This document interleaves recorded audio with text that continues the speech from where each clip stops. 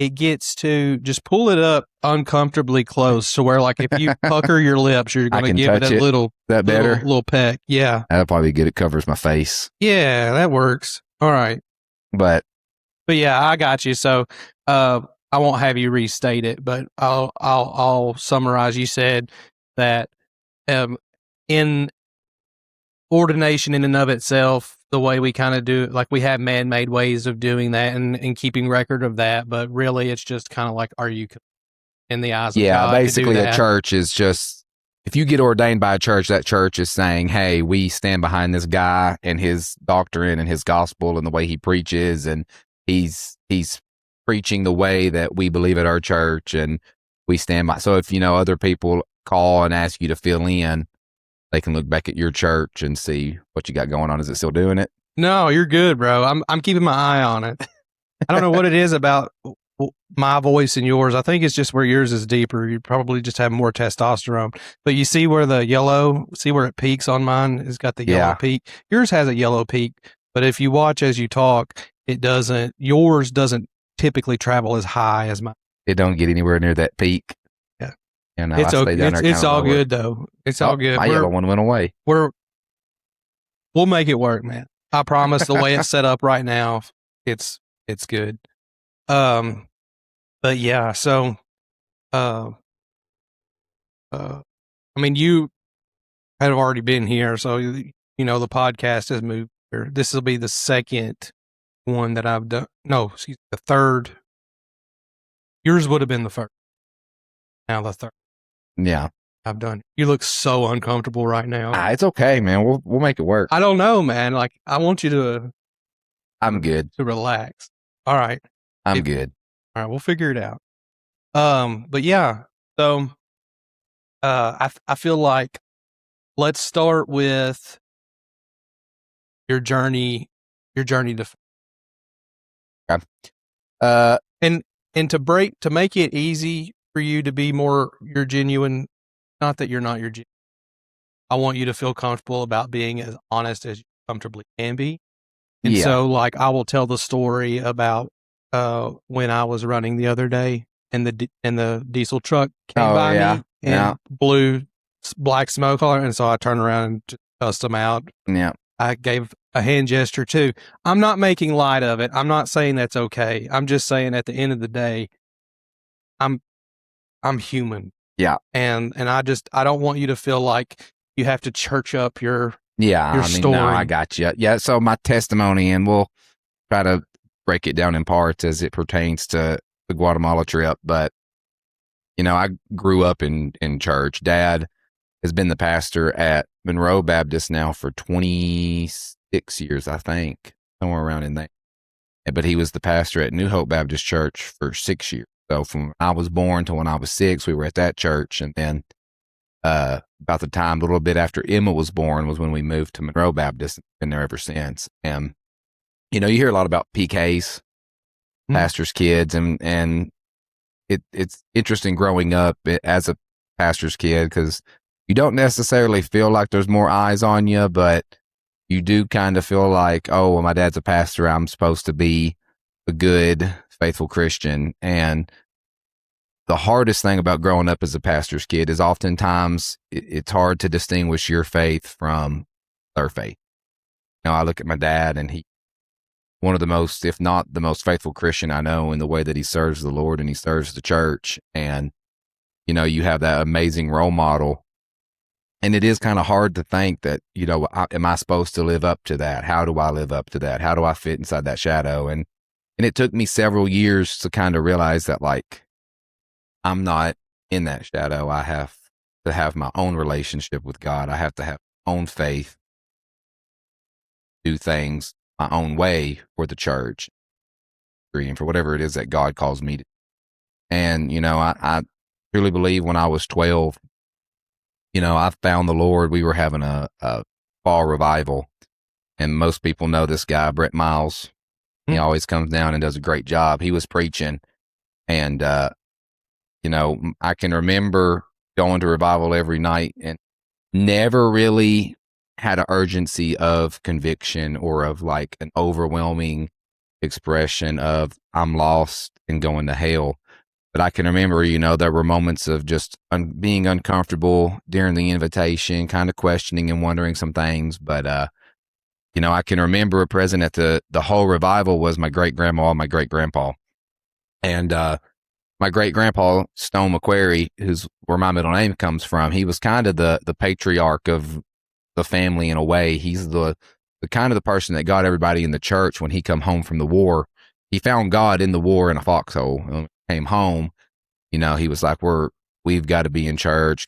He was saved. And so he's the one that kind of got our whole family really started in church, at least from that side of the family, from my dad's side of the family. And I can remember they were there at that revival. And I can remember we were doing the invitation, and Brett Miles said something along the lines of, take this time, if there's somebody here that you want to go love on, just go love on them and hug them. And I can remember looking over there and seeing my great grandma and my great grandpa, and they couldn't really stand. They were pretty old at the time. And I was like, I better go over there. And I can remember going over there, and everybody has done this with their grandparent at some point in time. But I reached over and was hugging on them, and my great grandpa Stone said something, but to me, it just sounded like he mumbled a bunch of words together. And I have absolutely no idea what he said. And just like anytime you don't know what your grandparents say to you because they're mumbling, you're just like, yeah. Yeah, you're just acknowledging. You don't want to. Yeah. Well, I was like, yeah. And I can remember he jumped up and started hollering up there to the front of the church and trying to get everybody to come down or get me to go up there. And next thing I know, I was rushed up there and was praying with my dad and Brett and my grandpa Stone. And we prayed and prayed and prayed. And I found Christ that night, I know for a fact. But people talk about having these conversions where your whole life changes in just a moment. And my life did change in just a moment, but my relationship with God is ever evolving. Oh yeah. Just because I was saved and found God that night didn't mean I was perfect. I still grew up as a rambunctious teenager that cussed all the time and tiptoed the line and tried to see how close can I get to the line of sin without crossing it. Yeah. And still did all these things and rebelled and was human and sinned. And I still am rebellious and human and sin. And it's not you have that moment of salvation and you're sinful no more. It's you have that moment of salvation and you're acknowledging that you're going to try to do better. And, going off to college and moving out and maturing, not just as a human, but as a Christian, has been challenging over the years. And Guatemala and the mission trip is a big part of that. Oh yeah. Yeah. I think for me, when it come to, my salvation and then just the process of sanctification, and I want your input on this too, or at least if acknowledge whether or not you understand where I'm coming from, but like the process of sanctification is going to be ever going. We're never going to be perfect on this side of life, but in general, in theory, if you have a working relationship, you're going to be becoming more and more because he's working in your life. And like for me, there's still parts of me that I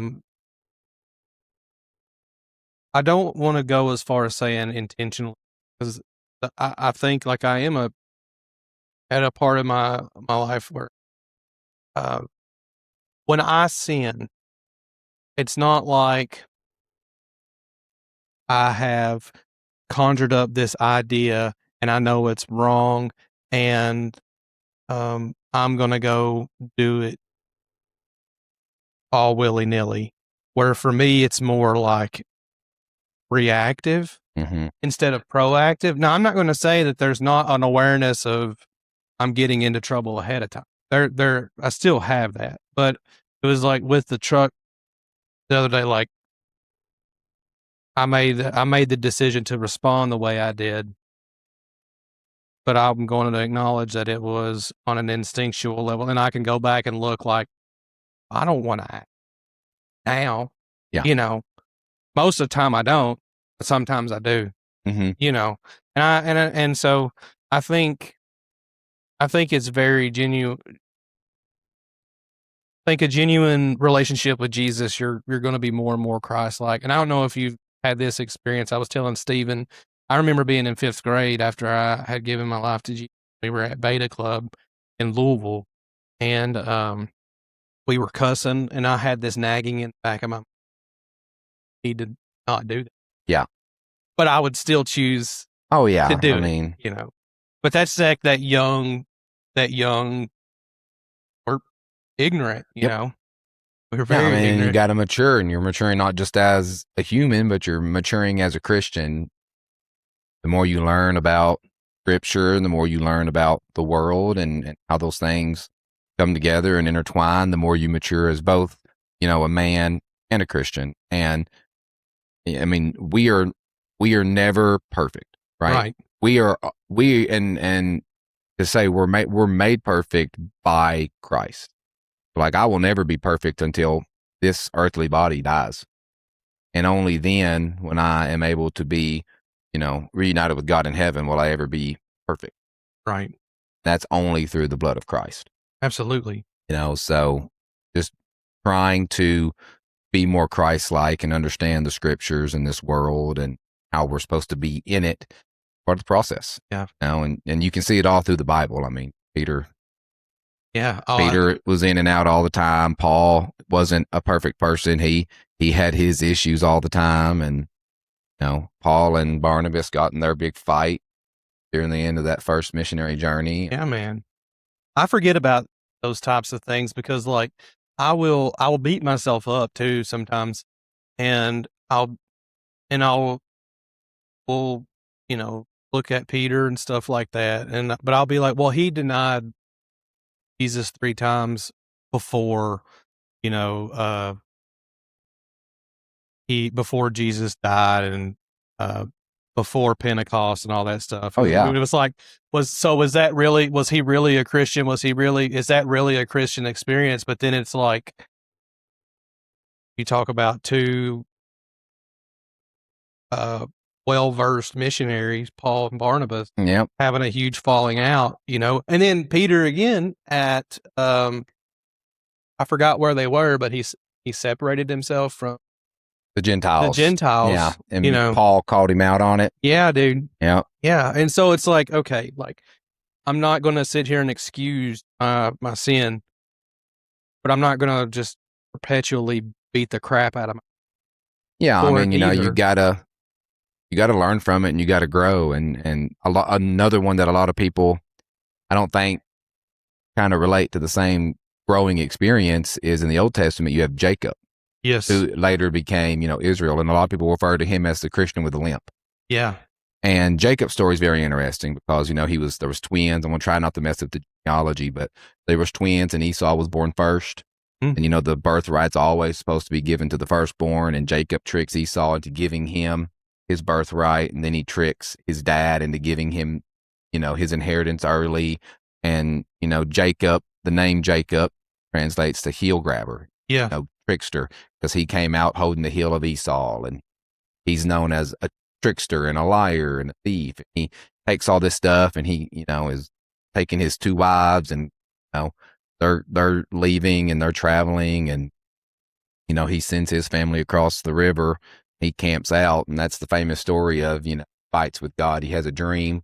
Yes. He tries to, you know, fight God, and I always tell our youth, we talk about it. He got to be pretty humbling, because read it in kind of the literal translations from Hebrew, or I guess technically that one would have Arabic or anyways. It says he punches him in the groin, crotch punches him so hard it dislocates his hip. Yeah. Yeah. You know, and then he wakes up from that dream, and God's like, by the way, your name's now Israel. Yeah. And, you know, I think it's funny. It's like, how do you cross that? You know, you're limping across the river the next morning, and your whole family's probably hollering, Jacob, Jacob, we're over here. And you got to be like, well, now, Yeah. I got a lot to tell y'all. But anyways, the moral of that story is here you have a liar, a thief, a trickster. He's led his family not in the best way. He's not been the best person, yet God still uses him to carry on the nation of Israel. Yeah. You know, and David. Yeah. And then you get to David and Bathsheba had had an affair with a married woman, got her pregnant, essentially had him murdered. Yeah, definitely had him Although murdered. you would have these legal, well, he didn't actually murder. He had him. He knew what set he was him up to doing. be killed. Yep. You know, and all this isn't to say like that these things are okay. It's why I don't get bent out of shape when somebody I really look up to messes up. Yeah. Because we all mess up. We're all going to. Mm-hmm. Some way, and I think it's form. important as Christians that we hold each other accountable. Yes. Right. We hold each other accountable. We say, hey man, but holding each other accountable and growing from things is a part of the process. Can't be such a black or white. Because if it's black or white, we're all going to hell. Yeah, dude. So you've gotta grow. And as a part of my life, that growing process was important. I mean, I had to grow my faith, and it really my faith and testimony really grew when I went off to college, and I wasn't at Monroe Baptist Church. I had to figure out what my relationship was with God on my own, and the mission trip and what we did down there and the people we met. And I'll leave that for later on in the podcast when we get to those questions. But I mean, that's a huge part of my growing. Yeah. No. Mine occurred most definitely in the military, in the process leading up to joining and stuff like that. But I remember when I got to the military, and like there were people that were straight up just like not just non-believers, but would like make fun of God, make fun of Jesus, say all these things, and I was just so offended. I was like, well, how could you say that? Like because I was just so ignorant to the way that I was just so ignorant to things, and it bothered me so much. And then it would be like, it would upset me, and then they didn't care that it upset me. And what I learned from that is like, dude, if that is enough to tear me up, I've got a lot of growing, because the world is a very like vicious and vile, vile place. And a lot of my growing, I mean, I think we do have to get out of the safety of our parents' homes and go actually live our faith out, grow that. We can be given all the right answers, but there's a difference between knowing what the right answer is and being able to choose. Yeah, there's a difference in knowing and experience. Yes. I might know how to build a house, but you better hire somebody with experience. Yes. Yeah. I might know how to do something, but you better hire somebody. Yeah, absolutely. But yeah, so and I think when we were talking earlier, you had talked, you told about, I'll kind of let you pick if you want to talk about the most recent missionary a journey to Guatemala, the trip to Guatemala, or last time you kind of told you went from your first one through essentially to today. Whatever order you want to cover in, I'll just turn it over to you. Oh yeah, well, I think we had the conversation of, or we had the topic of like, there's international missions and there's national missions or missions at home, and they both have their place, and you're a missionary here every day. You're a missionary in Guatemala for the week that you're there. Sure. But, this trip has evolved over the years, and I was 15 years old, just turned 16 because I just started driving. I had just finished my sophomore year of high school. Summer going into my year when I went for the first time. Really had been going on a couple of years before that, but this was when Michael and Laura Jane were leading it. And I can remember the first year I went, it was me and my brother, and Dad, for some reason, flew down late. But when we used to go, we spent a couple of days in Guatemala City, and we worked in an orphanage. And then we spent however many remaining days we had in the village, kind of about 7 hours away from the mission trip kind of evolved into, we wanted it to be really evangelical, and we wanted to go to areas that weren't necessarily reached by most people are flying into Guatemala City. They're maybe going an hour or two outside the city. Or our missionary Felix, he grew up in a little town called Uspantan in Quiché, Guatemala. It was about 7 hours, really in about northern Guatemala, kind of not too many hours south of Mexico. And we started going there. And that first trip, we went to the orphanage. Dad hadn't got there yet. I met a little girl, and I won't say her name on here because we're still really close with them and their family, but I met a little girl that was an orphan. She was about 6 at the time, and international adoption had been closed for a while, but she was actually adopted because the international adoption had closed. They were really giving the orphanage and the adopted parents a hard time getting paperwork through the courts. So we go down there, and I meet this little girl, and I'm, 15, 16-year-old boy. I'm a Christian, not really living like one, but I'm a Christian, and I'm trying to navigate high school. I'm trying to navigate being a preacher's kid. I'm trying to navigate being a Christian, having my own faith. And I meet this little girl, and we become pretty tight pretty quick. I mean, we put a trampoline together for them that year, and they did not care one bit about that trampoline. We had a cardboard box, and they had a big hill. We'd pull them down the hill in this cardboard box and carry it back up. And we'd pull them down the hill in this cardboard box. And me and her become pretty close. We played every day. As soon as I'd walk in, she'd run up to me and jump on me and hang to me. And I can remember when we left, I was really tore up.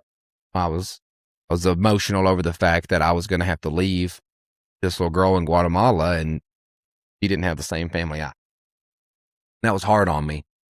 And, they were like, well, when you come back next year, if you come back next year, you can see her again. In my mind, I was like, man, I think she was 6. So he ain't going to, and here, not going to remember some random 15-year-old guy that played with her for 3 days.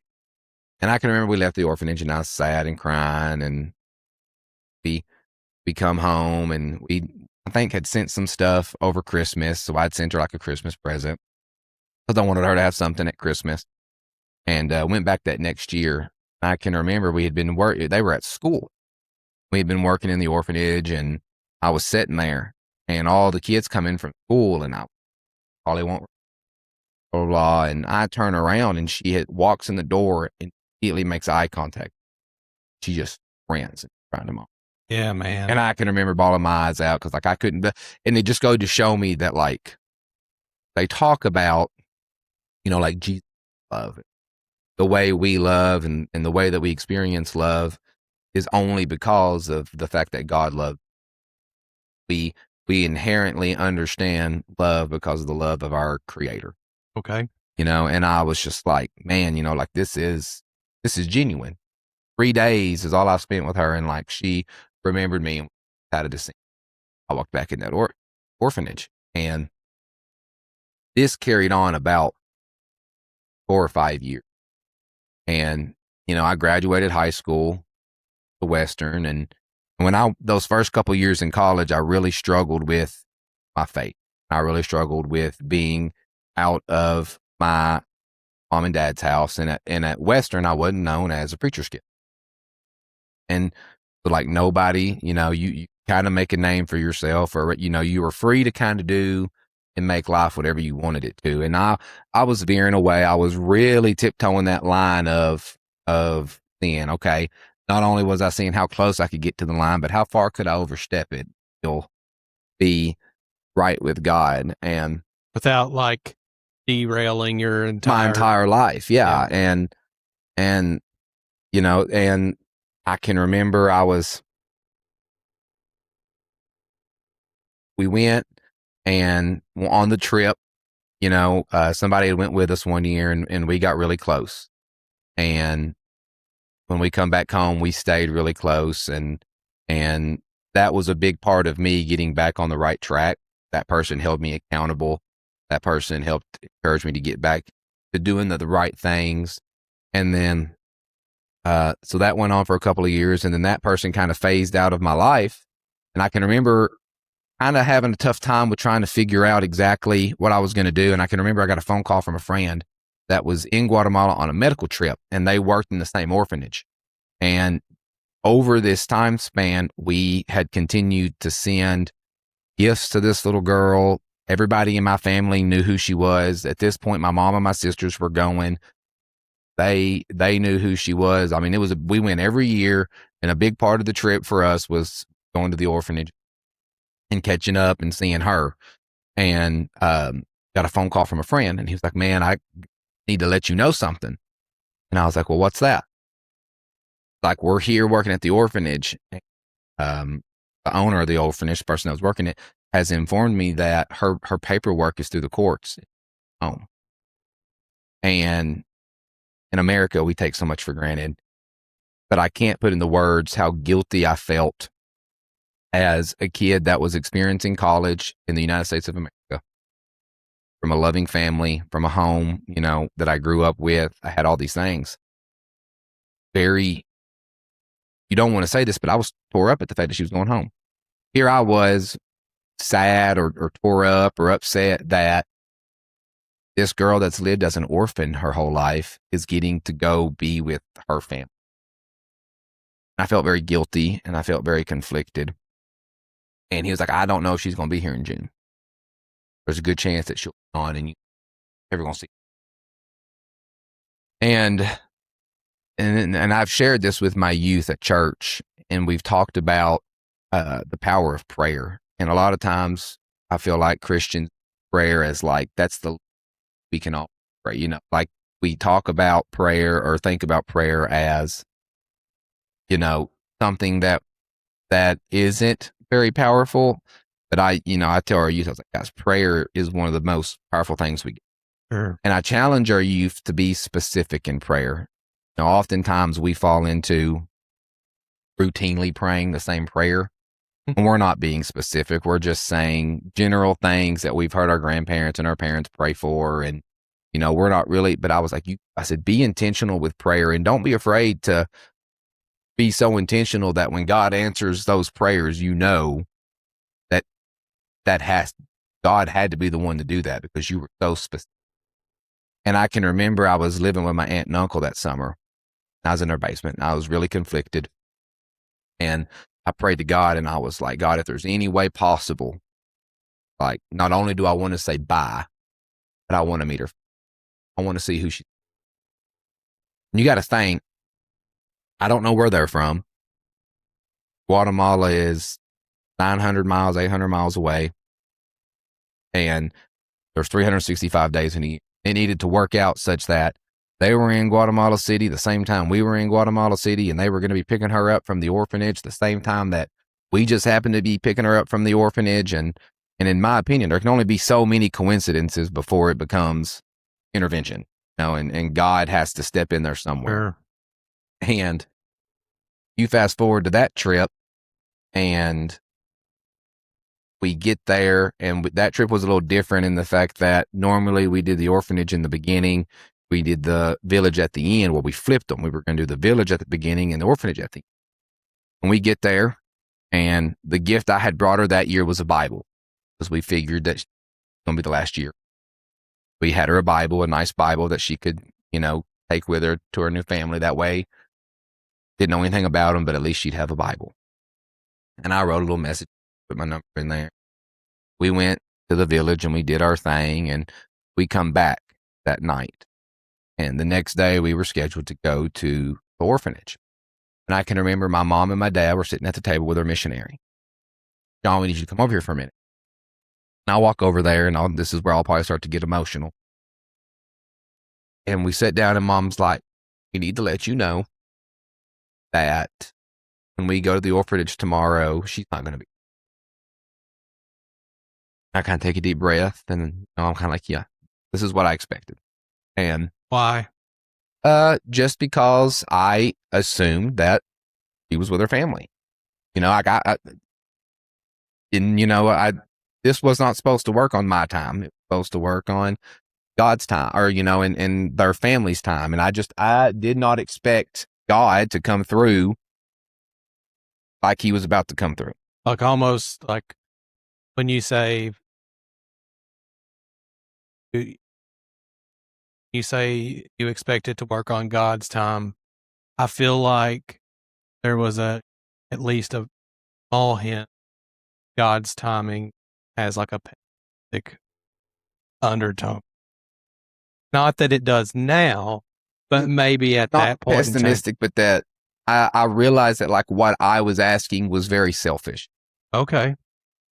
So like I knew that I was being very selfish in wanting this girl to be at the orphanage longer just so I could say, like, I felt very selfish and conflicted on being upset that she was.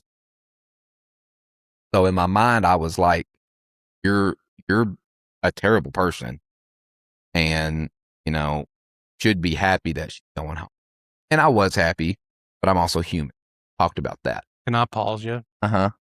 One thing that I like to teach my clients is it's okay to have mixed emotions. Yeah.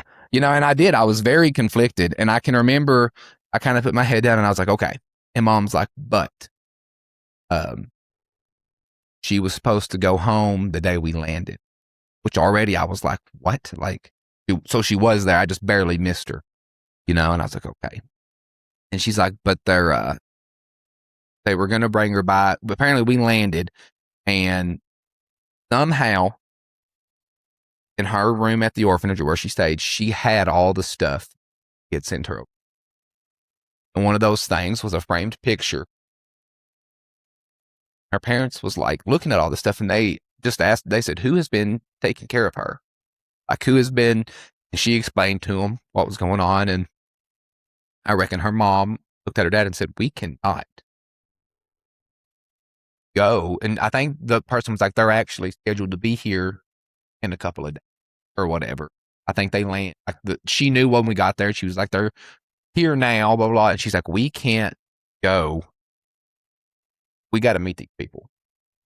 And so the plan originally was, which I was unaware of this, but they were going to bring her by Felix's home. It's actually while we were leaving the next day, because they were supposed to bring her by because they wanted to meet family. I was hoping maybe nobody could see it in the. Oh, they can, bro. Called me out on it. Yeah. But my mom, I can remember she was like, but their paperwork has been, and because their paperwork has been delayed, they've not went home yet. And while she's not going to be at the orphanage tomorrow when we get there, they're bringing her by that afternoon because they want to. It's awesome, dude. Well, it was a very aha moment for me. Like not aha, but like you talked about mixed emotions, figurative. Very conflicted in the fact that now I'm sitting there and I'm like, okay, not only was I being very selfish in what I wanted out of this life and out of the situation, and not only did I very explicitly and selfishly pray for it, but then to doubt God's ability to make it work. I know, dude. So in that moment, you realize that like, again, that's too many coincidences to not be God's hand orchestrating it. Yeah, I get that. And I can remember that night. I don't know if I've ever cried more than I did that night. I don't think I slept a wink because I felt very broken as a Christian who claimed to believe in God and what God could do. And then to have so much doubt in that situation only for God to kind of be like, here I am. I can answer a selfish prayer and make the process of fulfilling that be something that still brings glory. And it like you maybe had a selfish intent behind that, but the way he brought it to fulfillment didn't reflect. It wasn't like she was forced or against her will, or these people were unwilling. Like God orchestrated it all. Yeah, it was, and it was like, it just showed me that God can use any situation to bring glory to himself. Absolutely. And I can remember we met them and the mom hugged me, talked to me, and she made a promise to him. She's like, I promise you see her again. And, you fast forward and I hit another snag in life and was kind of down, and Mom called me and like, you are not going to believe this. What? And she was like, so-and-so's mom reached out and they're coming to Kentucky to the Ark Encounter and they want to surprise them. So, like 2 years after she left, I got to see, and a couple years after that, Me and Jesse was married. I got a random text and it just said, "Hey, is this John Stone?" And normally I don't respond to him, but because it had my actual name in there, I was like, well, somebody at least knows who they're reaching out to. So I said, "Yeah, who is this?" And it was her.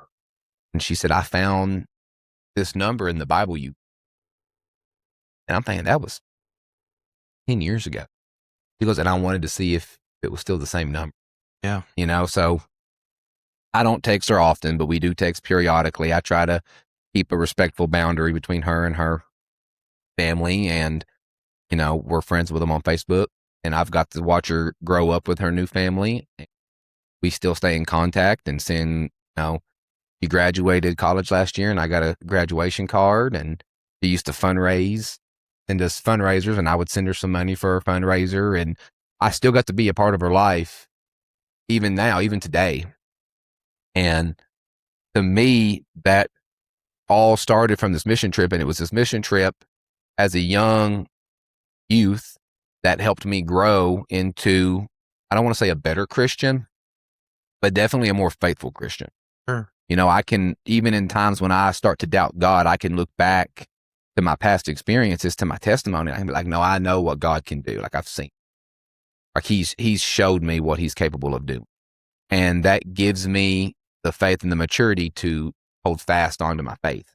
And you fast forward now, and that's what I want that trip to be to others. I have a big calling, and God has seemed to be answering that, of taking youth, younger kids, to Guatemala to experience it, to let them, see their faith in action, what God can do, and in hopes that that trip helps them grow in faith and maturity in Christ. And how do you feel like your understanding of God's character was changed, improved upon because of this experience? I think it made, when I read scripture, I don't want to say it made the scripture more clear to me, but it did, because I would read in scripture about all these things God did. And I'm like, you know what? Yeah, he's done that in my life. And I'm able to see that, like, the same God I'm serving now is the same God that freed Israel in Egypt. Same Right. God, that helped Paul do all three of his missionary journeys. It's the same God that helped Peter walk out of that prison, it helped Paul and Silas walk out of that prison. And, I have experienced things in life similar to like what they experience in the Bible. And it solidifies the existence of God, the creator, and that Jesus did die on that cross for. It makes it very more real. But I mean, I grew up in church, so of course I knew all the right answers and I knew all the Bible stories, but I didn't really read and digest the Bible until after college. Me and a friend, we were graduating in December. We were both going to be teachers, and graduating in December and trying to get a job as a teacher don't really work, because you're in the middle of the school year and no schools are really looking for a teacher to start in December. Like, I've got an idea. He was like, let's go live in Guatemala and do mission work. Like, I found this organization out of Georgia that goes for 3 months. We'll be back in time to apply for jobs. Like, sounds great to me. So let's do that. And we signed up for that. And there's a funny story involved in that, where me and my mom got in a fight over it, because this is, again, the Lord answering prayers. I had signed up to do that. We was raising some money, and I got a phone call from them one day, and they were like, "Hey, would you be interested in going to India instead?" I was like, "India?" They were like, "Yeah, you're signed up for Guatemala, but like right now, there's 17 girls signed up and you're the only boy." Oh, okay. And in my mind, and in my relationship with God and how I'd been growing in faith over the past couple of months, I was like, maybe this is God's way of just saying, hey, go serve me in India. So I was like, yeah, that'd be fine. So I come home and was telling my mom about it.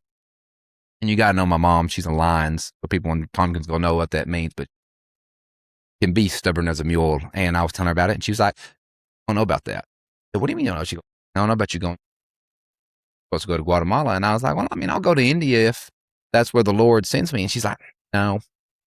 And I'm got some lion's blood in me. And I was like, what do you mean? No? She's like, I talked to God and you're not supposed to go to India. And it just rubbed me the wrong way. And I said, well, I've talked to God too. And he told me I am going to India. And funny enough, it's funny how things are full circle. We had revival that night and Brett Miles was preaching again. And I can remember sitting there next to my mom and he was preaching out of the Old Testament. And I can't remember exactly where it is, but the scripture says something along the lines of your kids will have visions, your kids will have dreams. And you got to support those visions. And I can remember I nudged my mom and I was like, he's preaching exactly.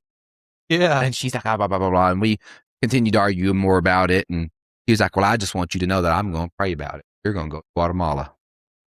I was like, whatever. God ain't going to I was like, whatever. And about 2 weeks later, I get a phone call. There's been another guy signed up to go that Guatemala trip. Would you go on that Guatemala trip? And I can remember taking a deep breath. And I was like, yeah. I called my mom up and she's like, I told you. Well, I don't know why God listens. He have a direct line or something. Yeah. But yeah. And so we ended up down there for 3 months and we didn't have no Wi-Fi back then. This was 2017, 2016. And so all we did was read our Bibles all the time. And I had been growing in my faith and then being down there for 3 months. And the only thing you're doing for 3 months straight is trying to serve God in some capacity and you're reading your Bible.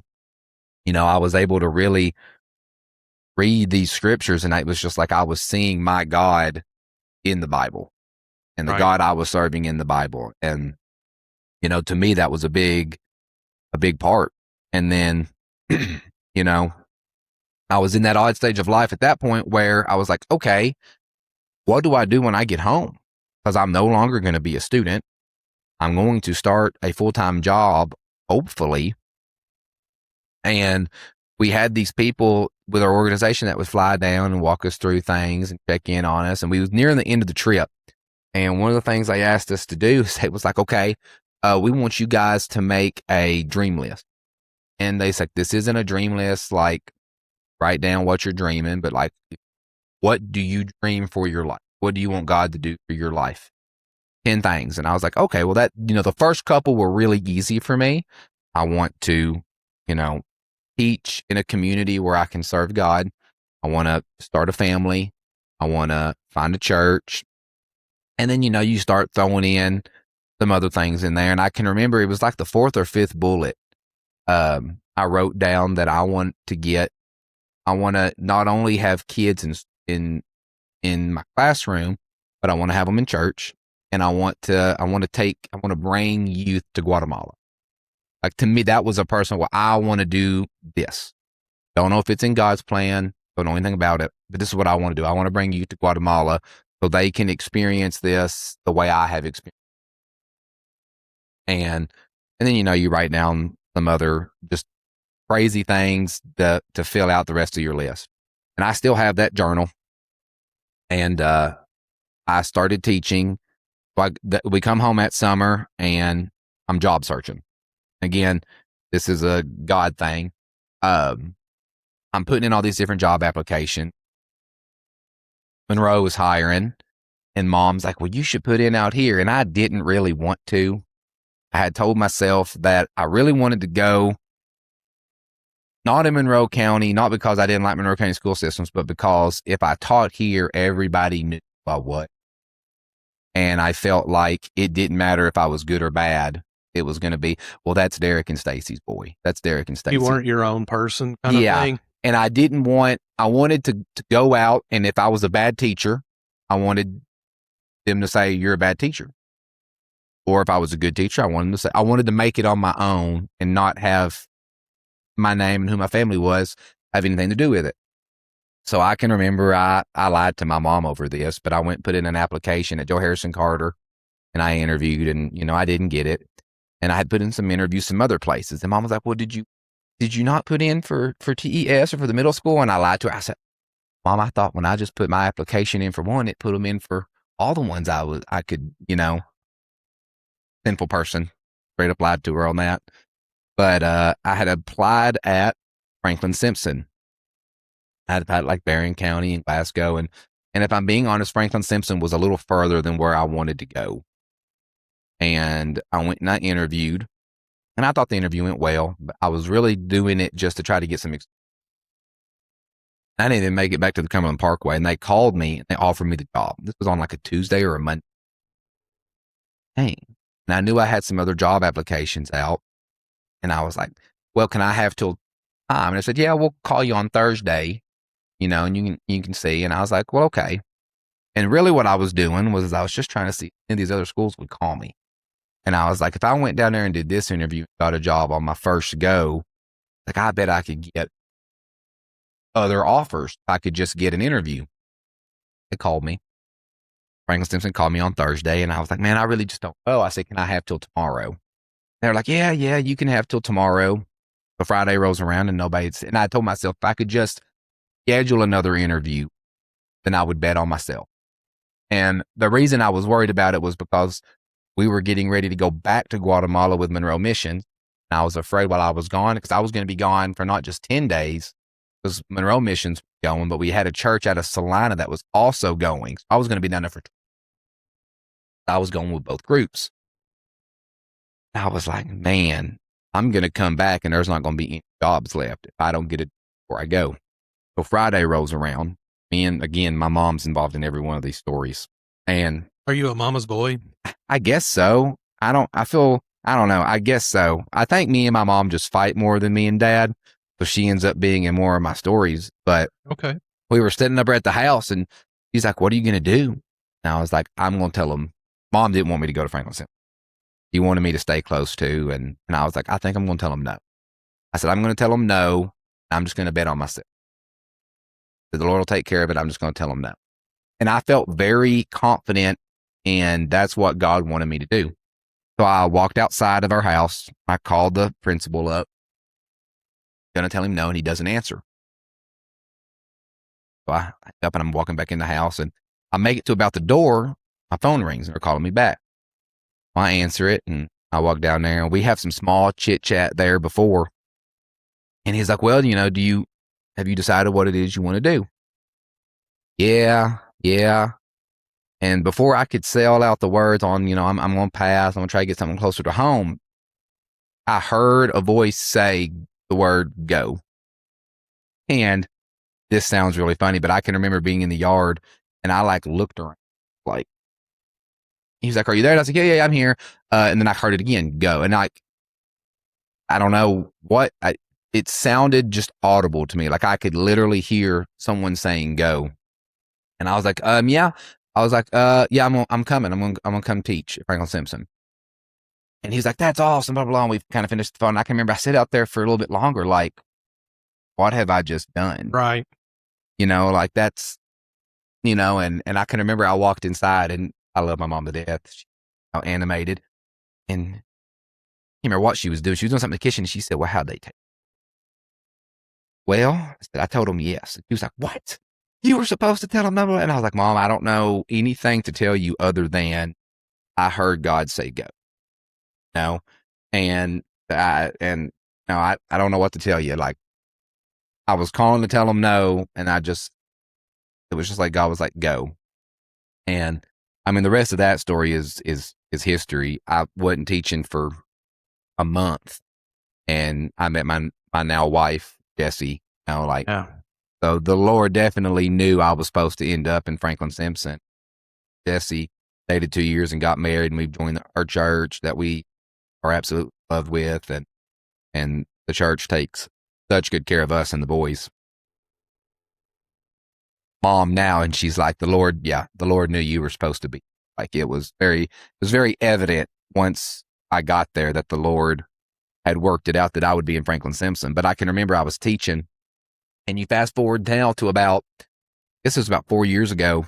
I had my little journal from when I was down there, and I still had my wish list, and I had checked a couple things off that wish list. And I had a student that I had in class in 7th grade. They started coming to church on Wednesday nights. He went to church camp, and he called me at like 9:45 one night. Me and Jessie laying in bed, and she said, who is calling you this?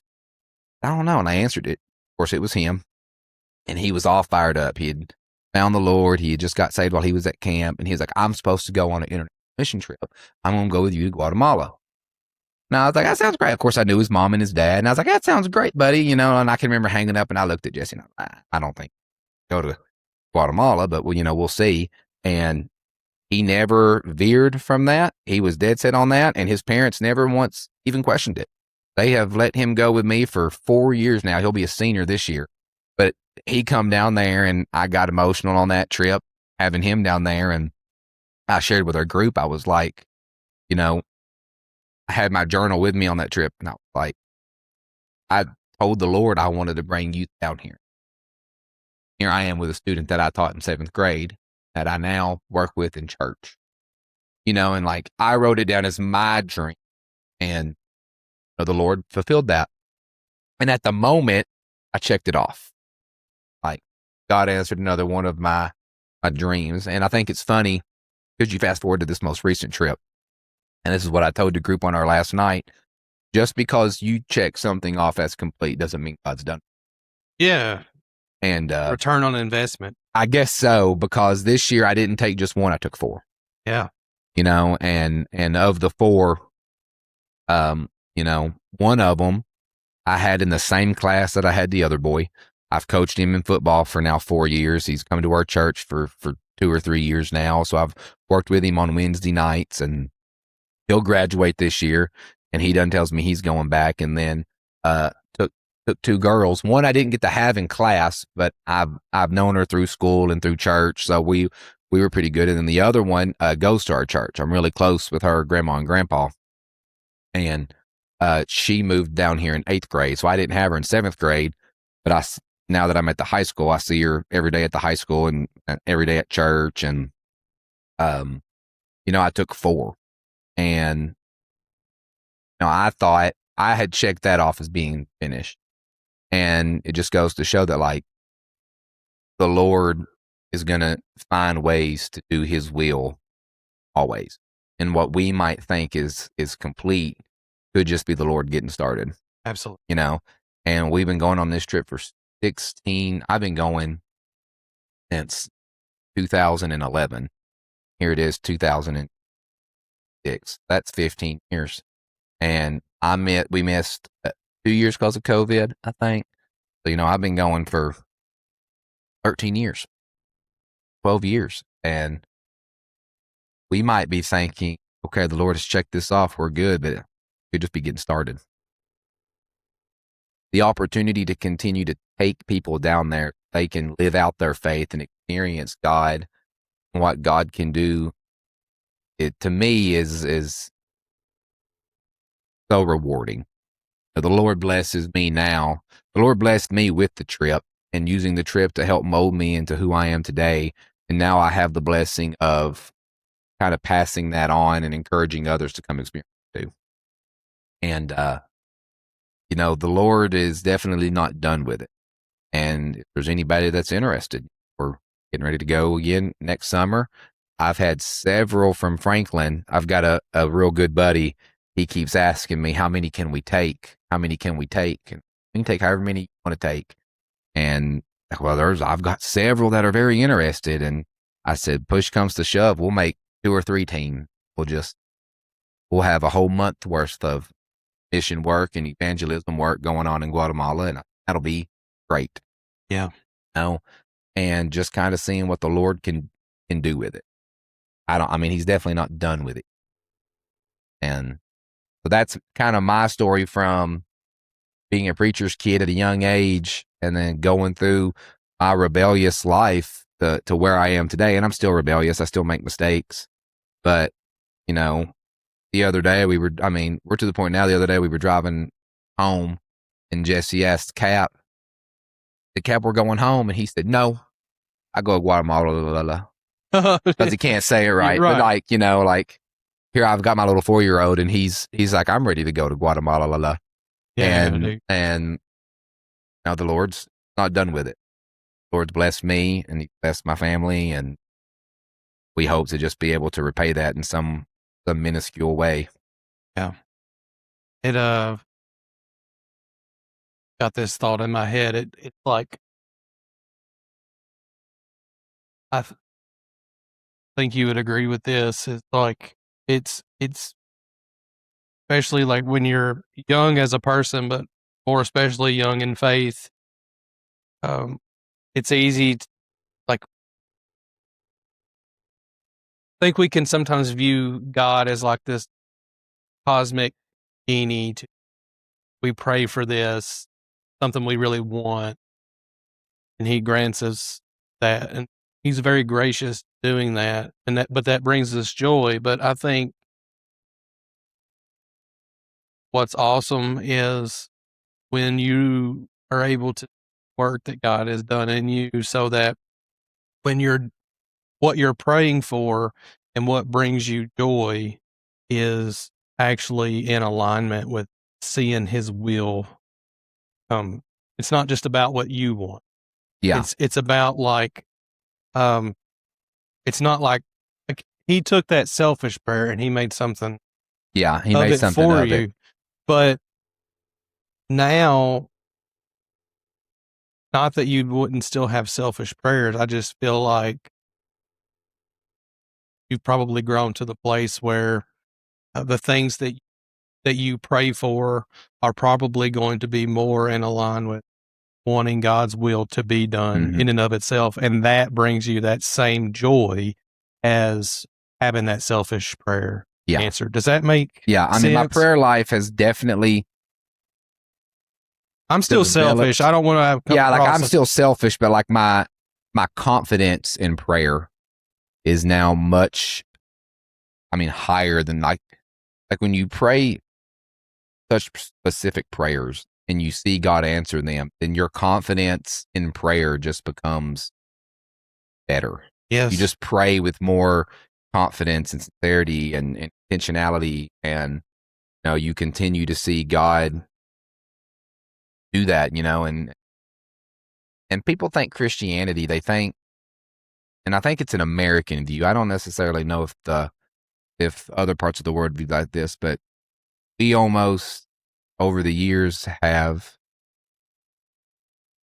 shown Christianity as like a fix all for your problems. Like if you'll follow God and become a Christian, all of your worries go away, your addiction go away. You're no longer, and that's not the case at all. No.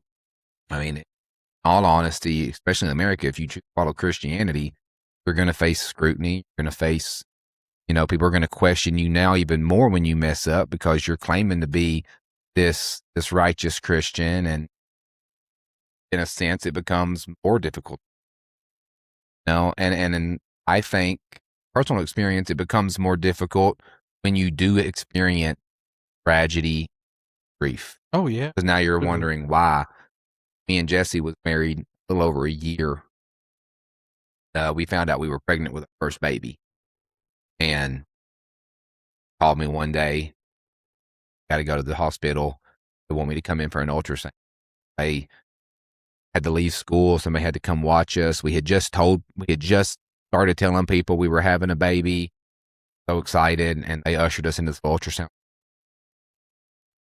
Doing the ultrasound over and over, and we went and got the doctor, and the doctor come in, was doing it over and over, leaned over. Sorry, there's no heartbeat. I mean, And to be a young couple, barely married a year, and we were now experiencing grief of losing a child to this miscarriage. Now you face a lot of why, God, like, absolutely. like why, what's happening right now? And it was the middle of COVID, and I can remember nobody could even come to the hospital and see us until like 11:30. And I can remember we were coming out of the elevator, and Jesse was just, "Are you okay?" Thanks, so. And we had our church at the time. We hadn't even joined the church, but they were so loving, bringing us food, calling us, checking on us. People were taking care of us. I can remember we were like, "We're gonna go back to church this," but we didn't really want to face people.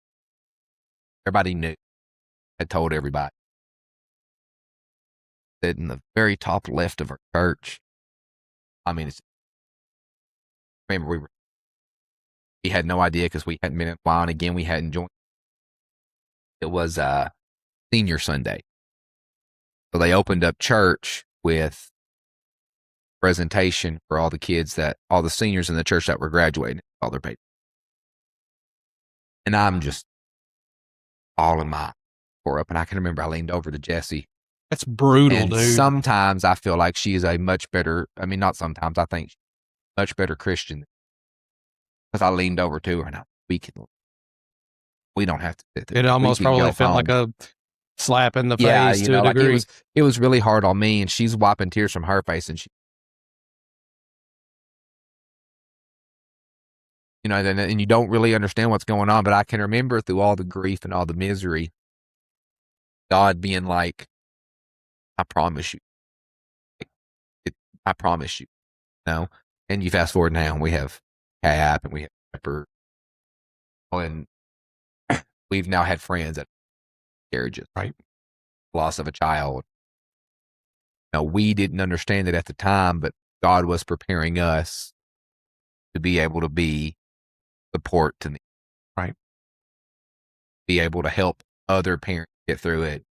I can remember I had someone call me and really tore up over having a miscarriage, and they're like, "How did you overcome this? How did you get through it?" And I'm like, "Don't, man. That's not what this is.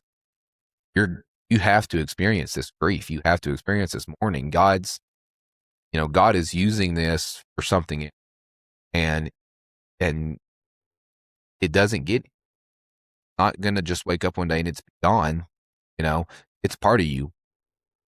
You've got to learn how to use this to further God's kingdom, whatever way that might be." That's what me and Jesse talked about, was that like it was really hard on us to happen. I think we were at 9 weeks along. We had announced it at 8 weeks. Come to find out, they baby died. Just crushing. Like, man, being a Christian it ain't perfect. It's a challenge. Payoff of that challenge is eternal life, promise of heaven. Hoping that we can be better humans here, that we can further God's kingdom. Have us a place in it. And you're going to be one. I don't want to. First of all, like, I didn't know any of that had happened. So let me how sorry I am, because I know like that's something that's going to stick with you until you leave the earth. But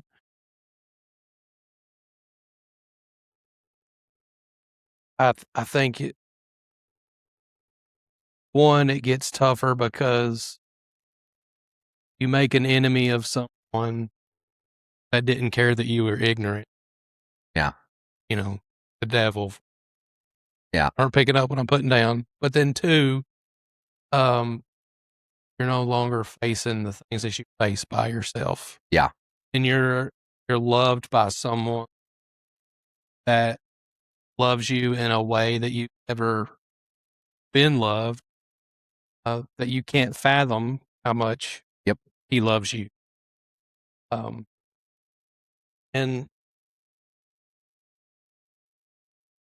kind of like why I've got the end of the Matrix in my brain, but that's kind of like how I view it's like you don't realize the life you're living. Those blinders. I've not faced the loss of a child. I still think that something I beat myself for is, well, I don't want to go into detail. Not the only party involved, but just failure as a husband, failing a marriage. And there's going to be that, and justifiably so, would say that, or make the argument I could never reach that. And, I don't know if that's true, but you mentioned that, like, got to learn no, regardless, this is a part of your story. You have to learn how to further the kingdom of God. If I'm ever granted the opportunity to remarry, there's a different mood from. my headspace. I mean, God has just worked on this leak. So whether it's in another marriage or it's counseling those struggling in marriage, that's God's working on me. Yeah. In that regard. Never know where God's going to take it. No. Just like this mission trip been doing. And I asked you, what God taught you through that. And,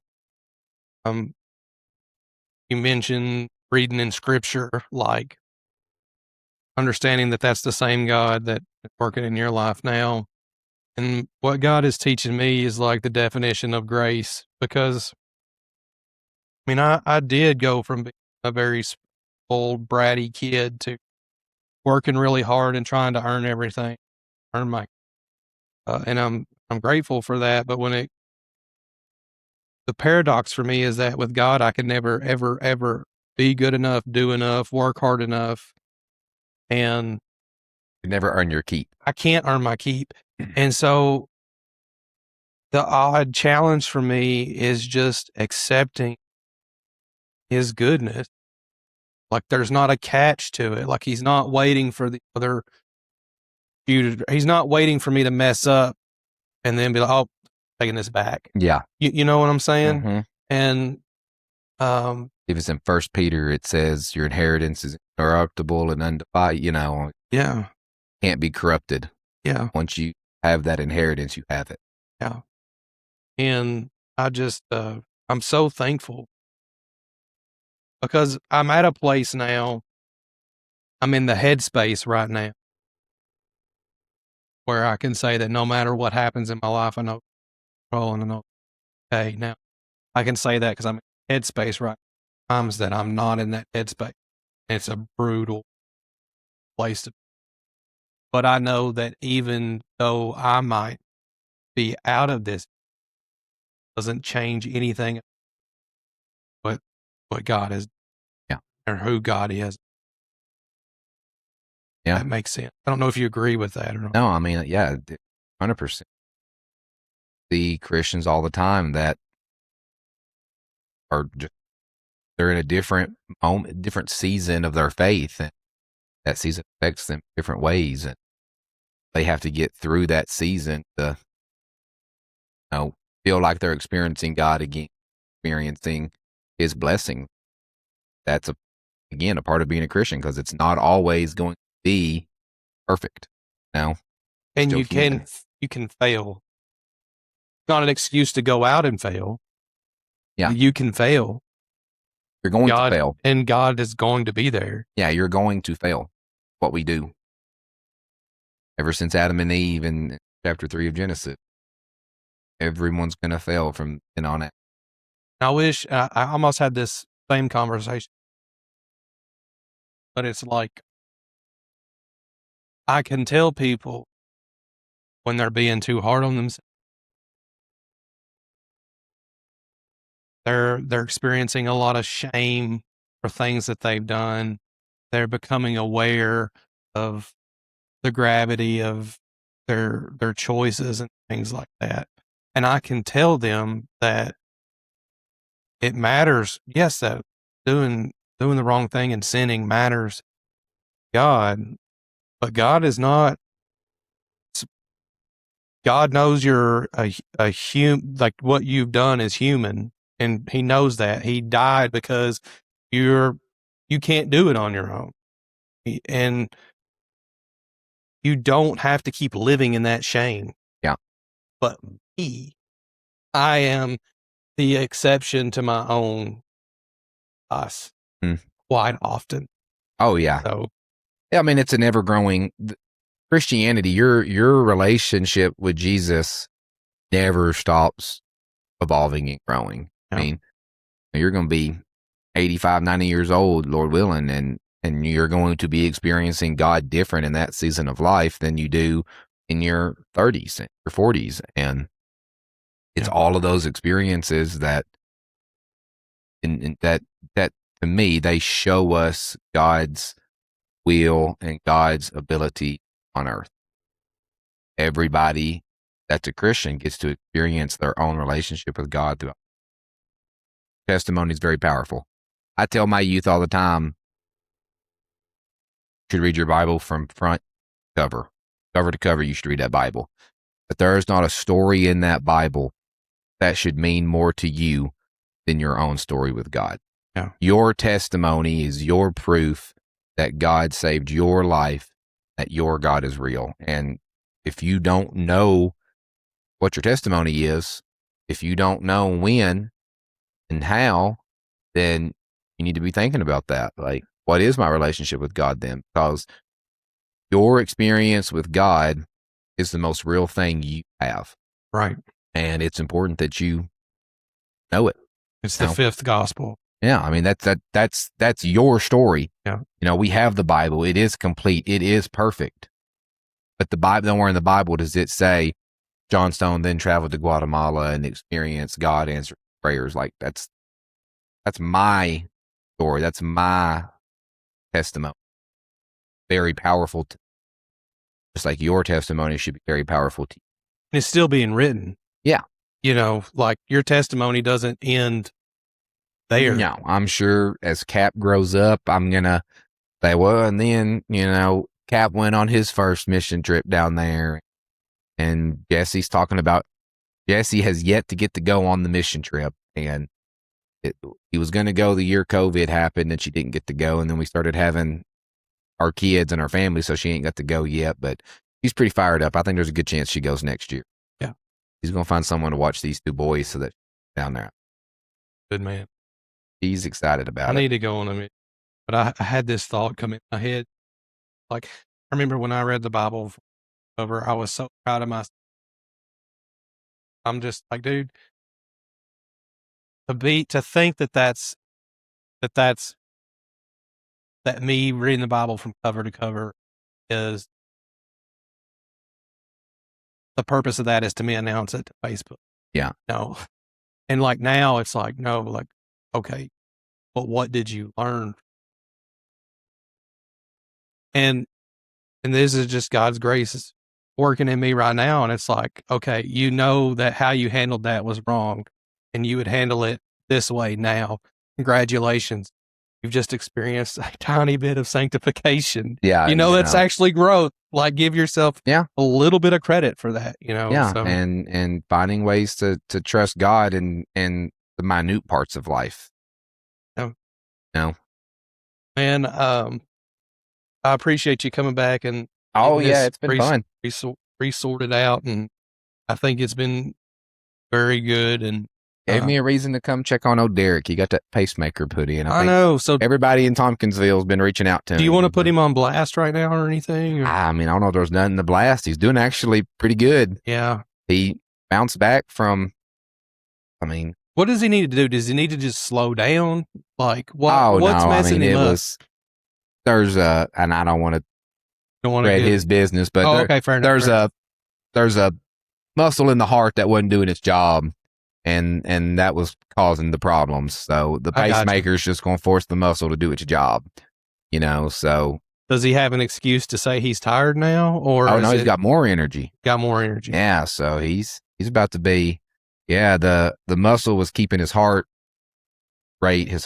too low, so it wasn't at the 60 beats a minute it's supposed to be at. It was keeping it lower, and then when he was going to sleep, it was dropping it even lower. Dude, I've got that same.